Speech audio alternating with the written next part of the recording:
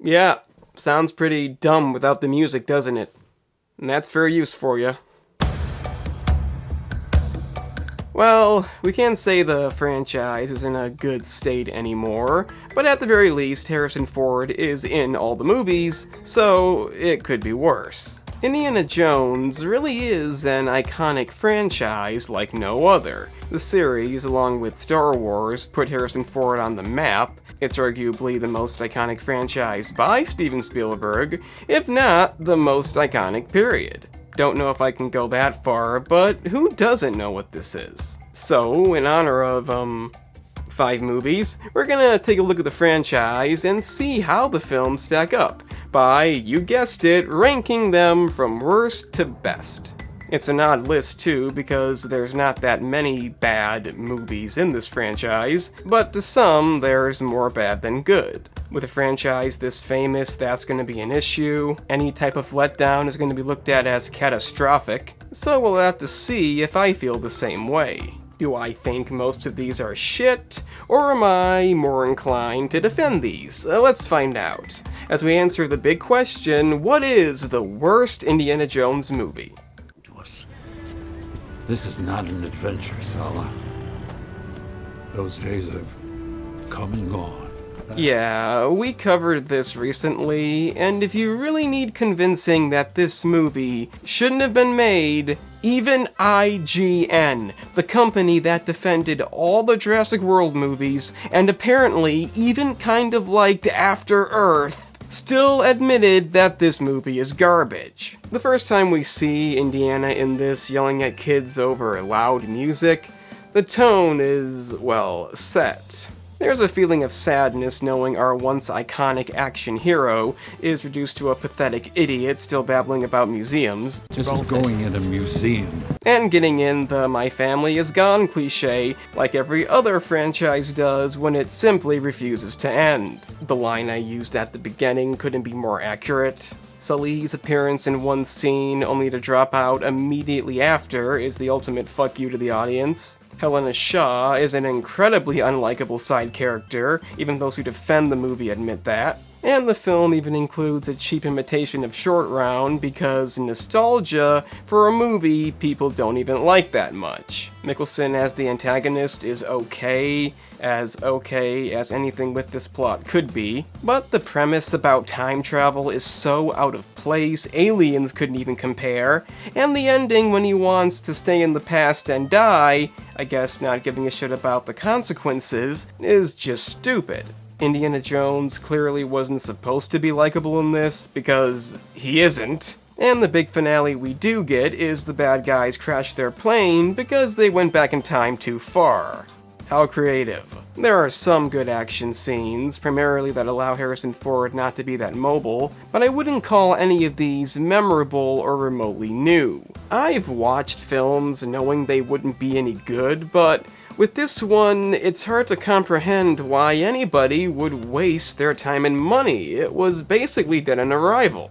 Why they did this, I still don't know. It was a complete financial failure, even got them a lawsuit. And I am starting to think that Disney doesn't care about financial loss. I just don't know who enjoys this. You didn't earn the knowledge for yourselves, so you don't take any responsibility. It was one of the few things they had yet to destroy, but now they had that covered. And the Dial of Destiny would be better titled The Death of the Franchise.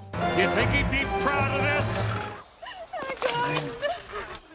My friends were rich. We went to parties all the time in limousines. I hate being outside.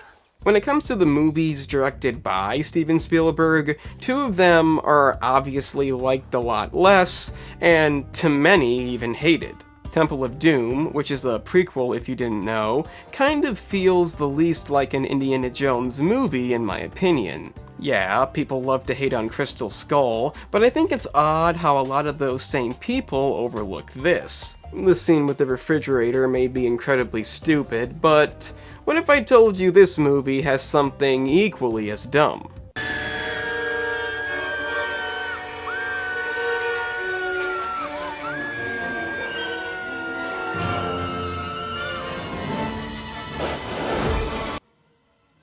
Not convinced yet?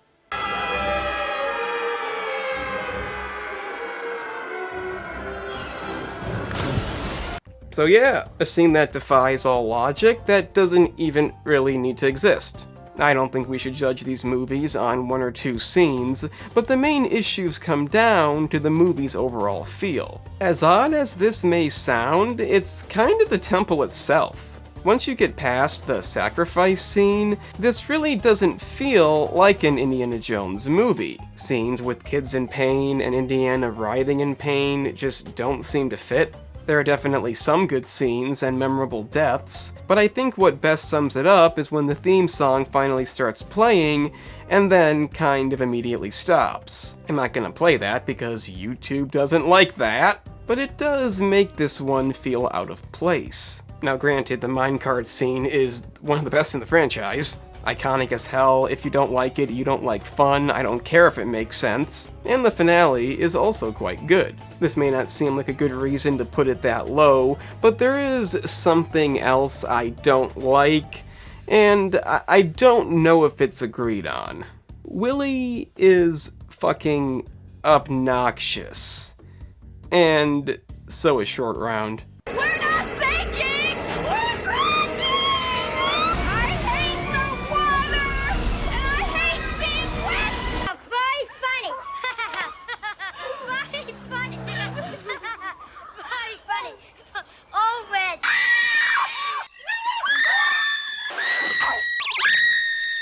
You make me pull! No fun! Play with you, no fun! Let me! No, let us out! Let me! Let us out! Shut up! I'm scared! I can use my voice! So why don't you give your mouth a rest? It's not something I hear said that often, so maybe I'm alone in this, but I really can't stand these two. It could be a lot worse, but between that and the out-of-place tone, this was originally my least favorite. I still don't think it's bad, I've never really hated it, but it's not the franchise's best by any means. You betrayed Shiva. Not as easy as it used to be. Well, we've been through worse. Yeah? When?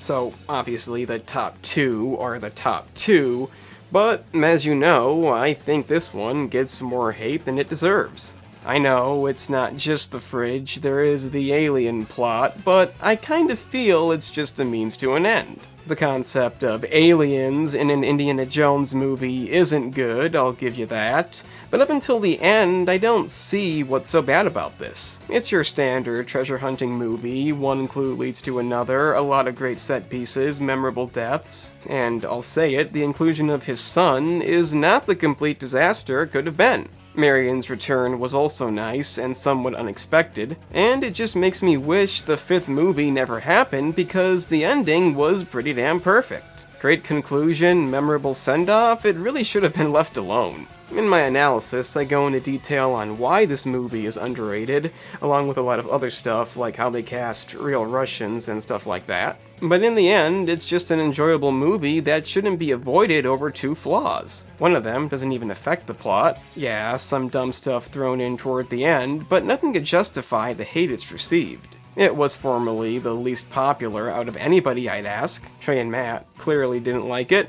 but to me, it's okay. I'm gonna be alright. And you will be too if you liked the video. I mean, you've made it this far, so why not? And if you stick around till the end, consider subscribing. Because it's free.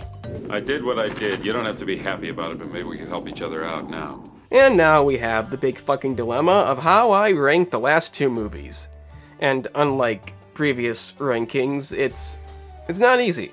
I really do believe the original is not the best in this case, but I could definitely see anybody disagreeing. The classic introduction with the boulder is known by literally everybody, all the characters are likable and interesting, and the finale till this day is still unexpected. I can't say it holds up as far as effects go, but I never expected their faces to melt off. It's so damn iconic, creating one of the most memorable finales in movie history, only outdone by the true final shot, that may be the most referenced thing ever.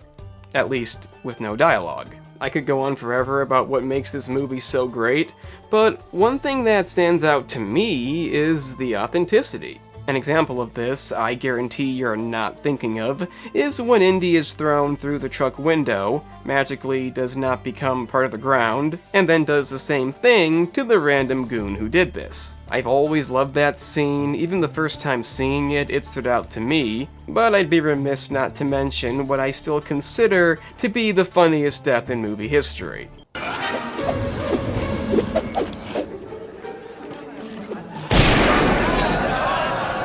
Nothing else needs to be said, but there is a moment in Grand Theft Auto San Andreas when you can imitate this. You're not supposed to, but the game does allow it. If I had to nitpick something for the sake of justifying its position, I guess the scene when we're supposed to believe Miriam is dead doesn't work. It's obvious she's not. And the moment when Indy has a chance to blow up the Ark doesn't make much sense either. Inside the Ark are treasures beyond your wildest aspirations. You want to see it open as well as I.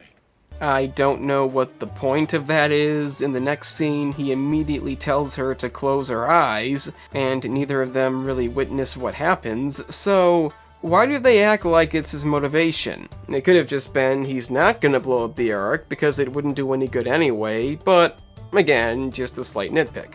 If these scenes were altered, it still wouldn't change the movie's placement. Raiders of the Lost Ark is a film everybody knows for a good reason. And one final note, I feel it has the best antagonists. Renee Bellick is the most fun villain to hate in any of these movies, and Arnold is also quite memorable. A legendary movie, but as you can guess, not the best for me. Hey, what happened? You don't look very happy. Why are you sitting there resting when we're so near the end? Come on, let's go! Yes, The Last Crusade is the best Indiana Jones movie.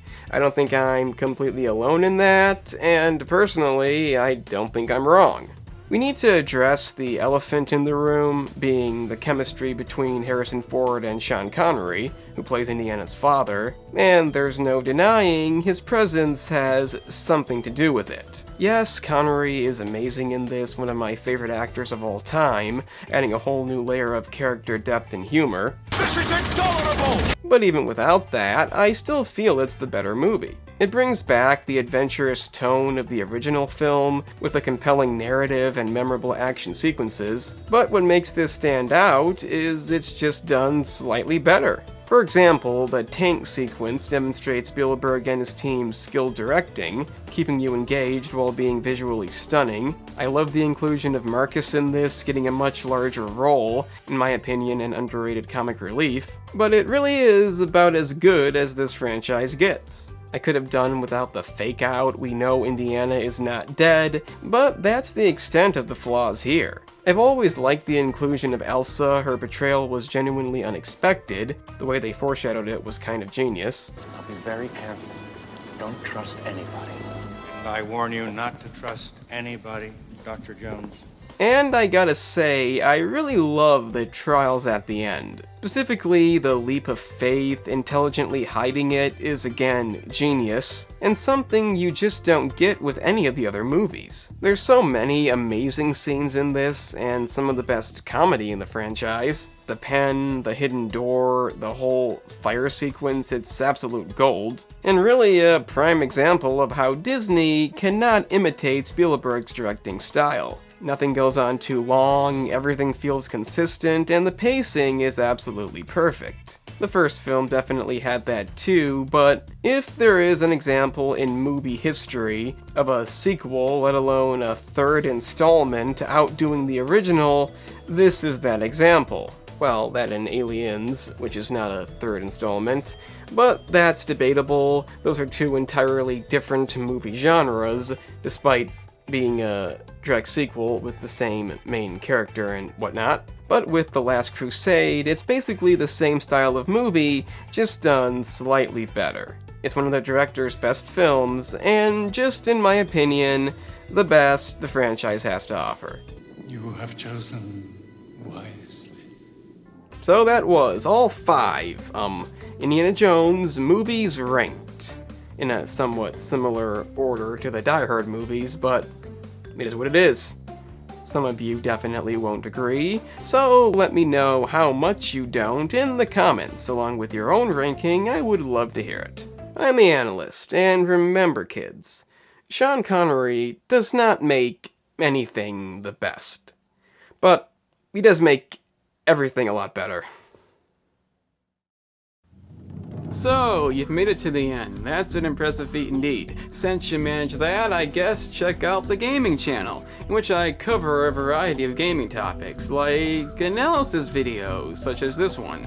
If you're into that, then press the link in the description. It's that simple.